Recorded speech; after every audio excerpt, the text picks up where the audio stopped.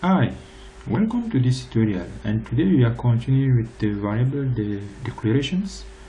And in structured text, how do we declare a variable?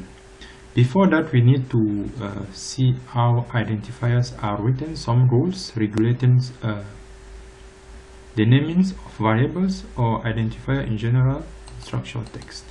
So these rules are common, somehow common with some other programming languages. But if you are new to programming at all, you have to abide by these rules when you want to create your identifier in structured text.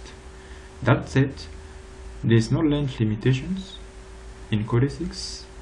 If you are using structured text under Codesys, you have no naming, no length limitations. Then your identifier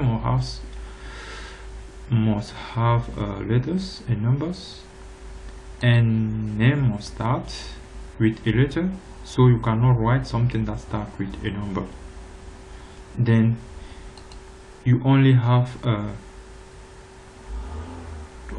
single underscore. You cannot write two underscore continuously. And like this one that you are having here, when you have a/abc, bcd, and a, when you have a underscore bcd and ab underscore cd are considered two different things. So because of the positions of the underscore here, these names are completely different. And you also have stuff like special this reserve operators and operand that you shouldn't use within your identifier name.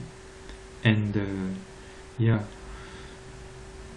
in structured text, identifiers are not case sensitive. So if you write like var1 and var1 with two lowercase or complete lowercase, all of them will be treated as same variables.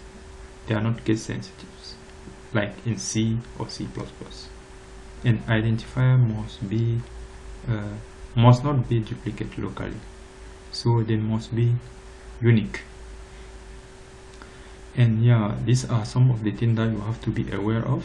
And regarding this dot operator here that mark if you have like one variable like ivar and dot ivar, this one here is a local one, but whenever you see dot here in front of a name, then this one will be treated as a global variable. We come to that one. And if you ignore all these stuffs here, these rules here, you are going to result in errors.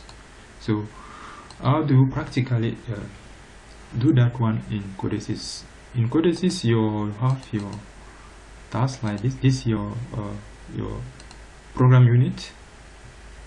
This is your program here, and this file here, this text area here that you see is reserved for writing your programs. And this one, you may consider this one as your, how do I say it, as your header, and here as your body. So here you write your variables, and here you write the logic of your program. So in order to declare our variables here, we are going to write it here. Like suppose that we want to declare an integer, and it is something that you have to be aware of in structure that is about prefixing with your prefixing your identifier depending on the name of your variables data types. So for example, like we want to declare an integer, we are going to precede it with I, then capital letter my first variable. And if you want, we may write underscore. Okay, then now colon, we can now write int. Then here is how our variable is created here. Mark this prefixing here is very important here, because whenever you will see in your program so far, if you see something here like I, you will see, oh, that this is an integer. Same things goes with like if you want to short in unsigned short integer, like unsigned short integer, you are going to write something like unsigned short integer, then my first, and here now you are going to write the colon followed by the unsigned short int here.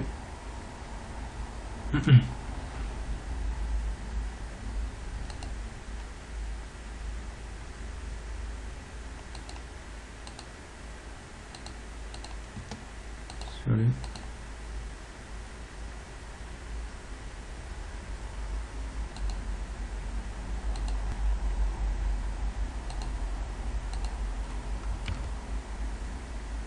Yeah, it's okay.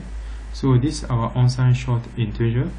Then now the next thing, like if you want to create a string, you are going to start with s here, then followed by, like you want to write something that will store my name, then you can pass it this way here, and then string. And if you don't know, you may write like Control Tab here to have autocomplete, or you may select string here, Control Tab here. It doesn't work, no problem. So here now here is our string, and in structure text we may even initialize our value when it is our variable when it is declared. Like this one, we may choose to initialize it with 100. So the assignment operator here is colon equal, not only equal. So if we write 100 here, so here it is initialized. Same thing goes for string. We can initialize our string here with hello, like this one. So in this way our variable will be created and initialized at the same time. Now suppose that we haven't created our variable here, and we want to use something here like s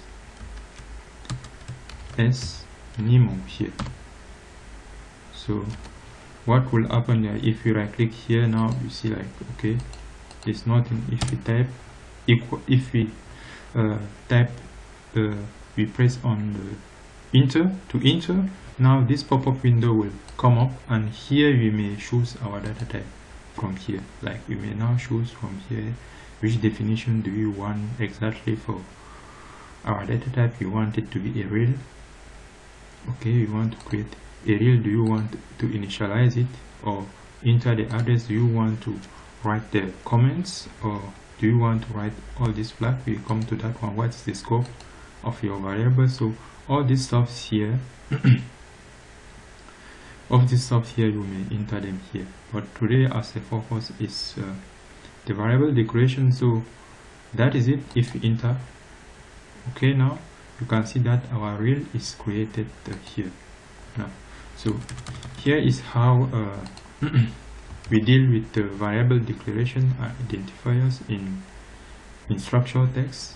And as we said before, like you cannot start the naming with 1. If you write 1 here, the compiler will complain, like it doesn't, yeah, it will not accept. Like if you write something like this one here, it will complain because we cannot continuously write 2 underscore in the naming board.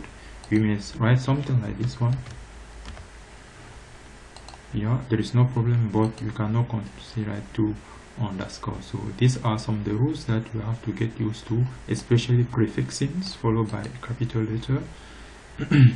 And then you may now choose to write your variable as a camel case or as a snake naming.